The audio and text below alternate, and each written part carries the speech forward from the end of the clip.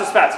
Lunch meat, anything fried is going to be processed fat. So processed carbohydrates going to be bread, sodas, candy, cookies, etc., etc. Okay, just because something's gluten-free doesn't necessarily mean that it's healthy.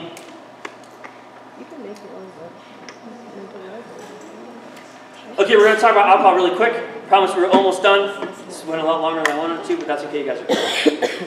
Okay, metabolically, what happens while alcohol is in your system? So, at every second of the day, you're burning fat, carbs, protein. Okay, so it's out of 100%. Every second of the day, you're burning roughly 50 to 70% fat. You're burning roughly 10 to 20% protein, maybe even 5% depending on diet, and the rest of that is carbs. Now as you start to exercise, the amount of fat that you burn goes down, the amount of carbohydrates that you burn goes up, and ideally the amount of protein that you're burning goes down. So that when you're exercising, you're burning primarily carbs, right? Okay, so right now you guys are all burning the majority of fat, probably around 70% fat, okay? When you consume alcohol, your body takes all of its available energy sources, and instead of burning that 70% fat, it stops burning fat. And it focuses all of its energy on getting rid of that alcohol, because alcohol is a poison. And your body's a lot smarter than your brain is, and the body says, hey, this is a poison in our system, so we need to get rid of it as soon as possible. That's why after you have a drink, you feel hotter. After you have a drink, it tends to stimulate appetite a little bit, right? That's your body's metabolic rate increasing to try and burn that off, because it doesn't want it in there. So when alcohol is present in your system, that 70% fat that you would normally be burning now drops down to like 10% fat. Your carbs drop way down, your protein drops way down. So alcohol in and of itself, unless you're drinking obviously obscene large amounts of it, is not going to cause weight gain, but it prevents weight loss. It does do a bunch of other metabolic, hormonal things that we're not going to get into. So we talked about SMART, specific, measurable, attainable, realistic timeline. You guys all need to be going home. You need to write out that SMART goal. You need to hang it everywhere. Post it everywhere. In your car, in your bathroom, in your kitchen. Make everybody aware of your goal. And it should be right by your workout schedule. Remember, weight loss is 1% of your body weight per 1 to 2 weeks. Okay? So we go back to this SMART goal, and you say, okay, so I weigh all right, well, body fat percentage change is 1% every 1 to 2 weeks. So I'm at 21% body fat right now. Right? So in all reality, over the 8 weeks, I can reduce my body fat percentage somewhere between 4 to 8%. Okay, that's my range. So if I go home and I write that down, I want to drop my body fat percent by 6%. Right? And that puts me down to 15%. That's my goal. That's where I want to be at. Make sure that you're realistic with your goals. If you need some help being realistic with your goals, because believe it or not, a lot of people that will come in, they have no idea what they want. They want to lose weight, they want to get into a size smaller clothing, and they want to be healthier. It's like the most obscure goals that you possibly can have. We can help define some better goals, because with those obscure goals, you're never going to feel successful. Because they're such vague goals that there's no way that you can measure them. And so you're always going to be in that fixed mindset, and you're always going to feel like a failure. Even though we go back and we're like, wait a minute, you can do this, and you can do that, and you couldn't do this, and now you're doing this. Right? So if you're having problems with goals, talk to a coach, and they'll help you figure out a specific, measurable, attainable, realistic, on timeline.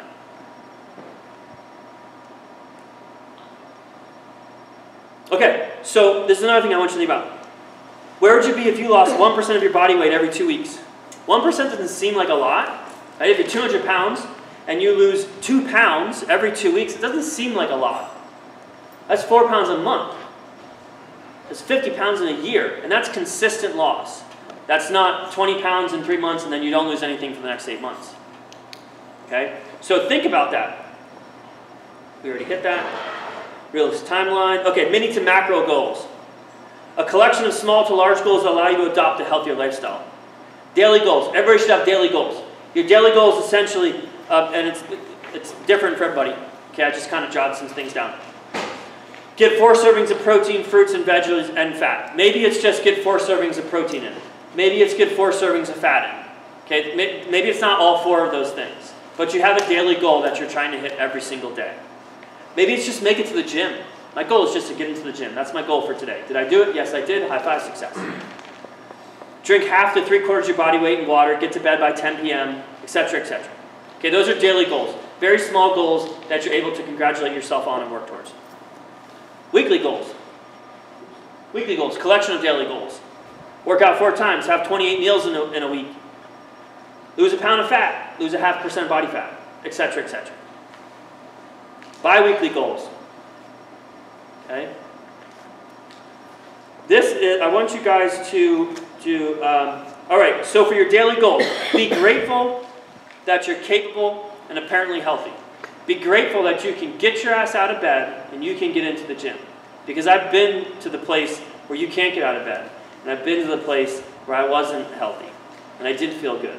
And every single day that I can get out of bed and get out of the house and give somebody a high five, I'm grateful for that. So that's how I consider my day a success, right? For that weekly goal, keep a reflection journal, be grateful. People are so hard on themselves, and they don't give themselves enough props for what they've accomplished. Every single person accomplishes really crazy things in a day, but they tend to focus on all the negative things in that day, or all the negative things in the week, without focusing on the positive things in the week. So, keep a reflection journal, be grateful. Find something every week to be grateful about. Find something every day to be grateful about. You should find something every hour to be grateful about. It's going to help your overall outlook on life, it's going to make you a happier person, and you are going to lose more weight, and you're going to live forever. Bi-weekly goals. Forever. Laugh every day. So you might have a goal every 2 weeks to laugh every day. That's really important because some of you people don't laugh every day. I know, it's crazy. It's crazy shit, I know. Laugh every day. Monthly goals. Lose a pant size. These are a little bit harder to find because it's a month. A lot of stuff can happen in a month. Climb 10 flights of stairs without being out of breath.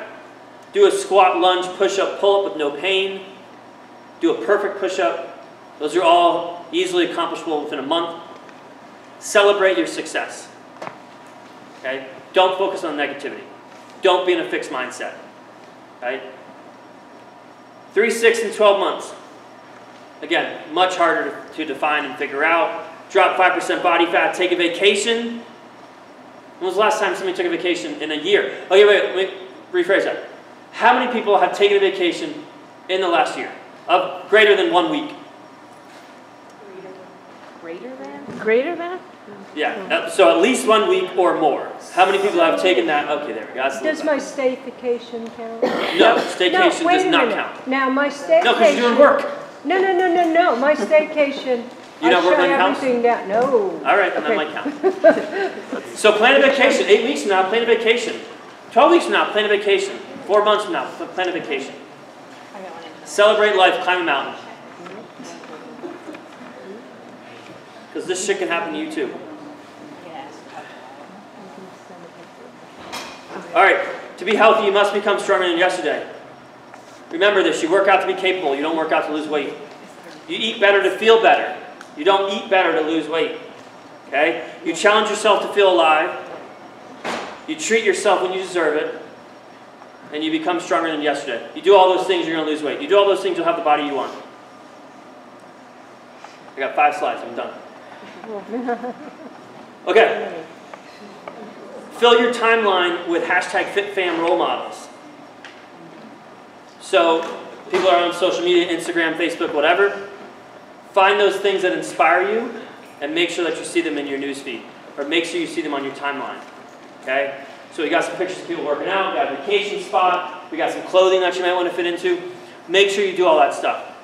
Because when you wake up, the first thing on your mind should be focusing on the goal that you want to accomplish. And you need hourly, sometimes hourly, definitely daily reminders of that goal. Okay? Because if you don't make it into the gym, for me, I found that if I wasn't working out, it didn't motivate me to eat better. Even though I know that eating healthy is really what allows me to lose weight and do the stuff that I want to do. But for whatever reason, if I don't work out, I have a hard time eating healthy. Right? And that's me. So I try and fill my feed with motivational things to make sure that I try and get in for a workout. Even if I do a 10-minute workout, I'm like, okay, cool, now I'm not gonna have that cupcake. Write it down, we already went over that. Include your loved ones, support structure. Remember, 3 of the last 4 winning teams have had couples on them. One last thing. I believe that everyone can achieve what they want if they have a plan, a timeline, accountability, and a good support structure.